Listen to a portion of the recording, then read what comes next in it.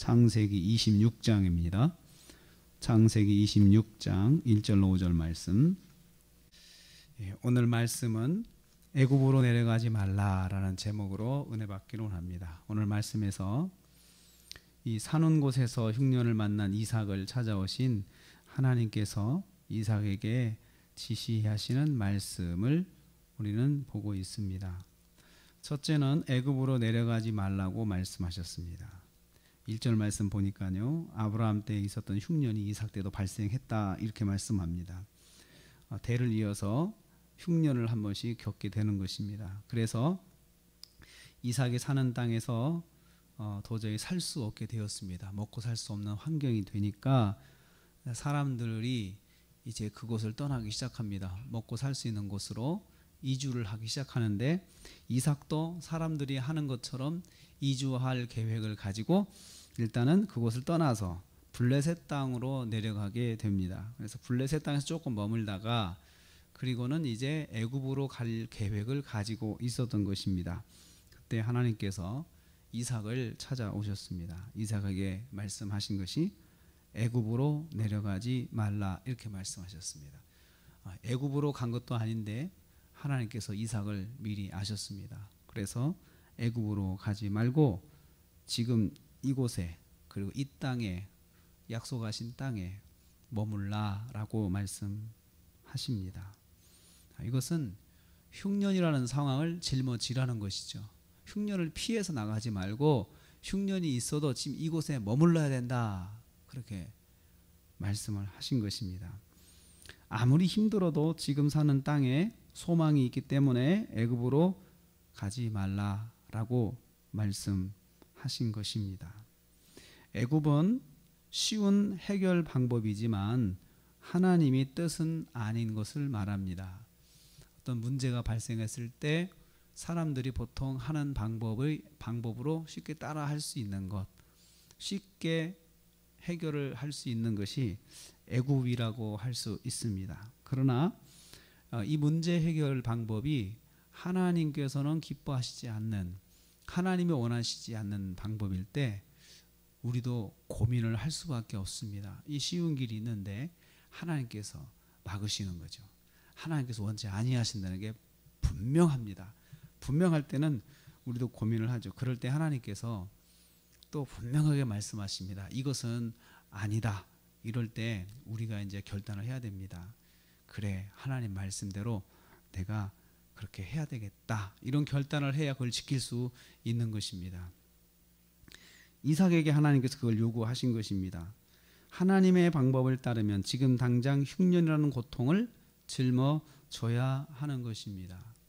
하나님은 장래의 복을 위해서 흉년이라는 현재의 짐을 짊어지게 하실 때도 있습니다.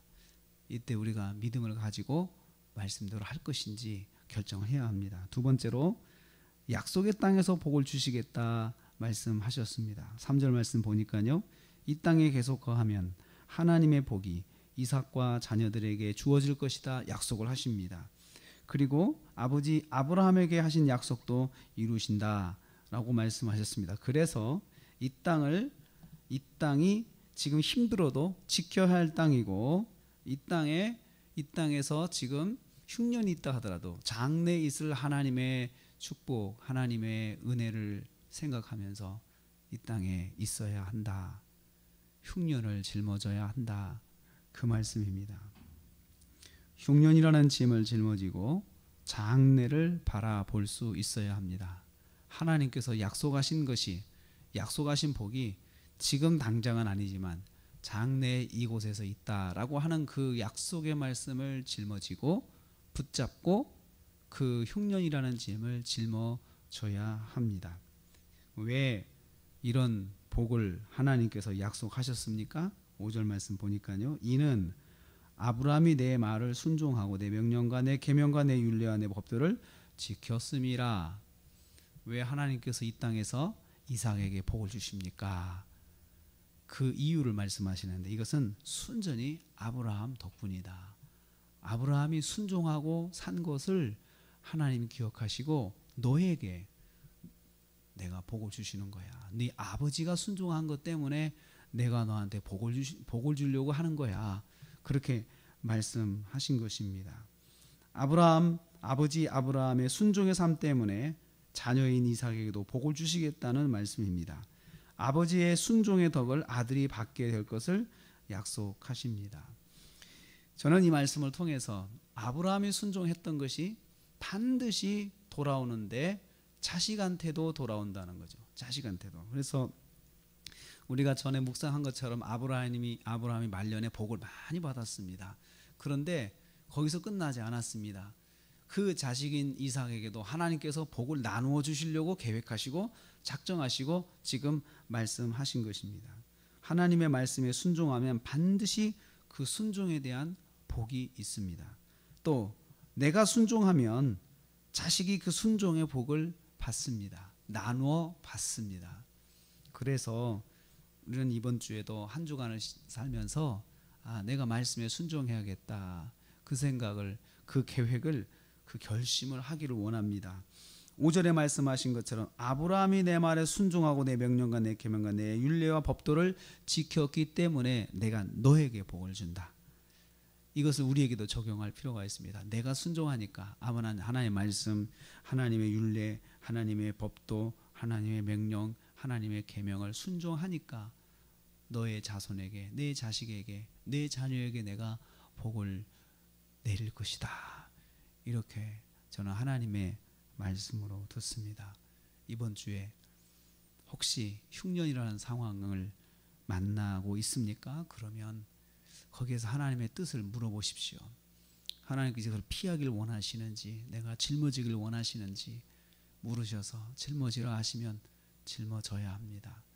또 당장 지금 이것을 피하면, 사람들의 방법으로 피하면 편하겠지만 복은 없습니다.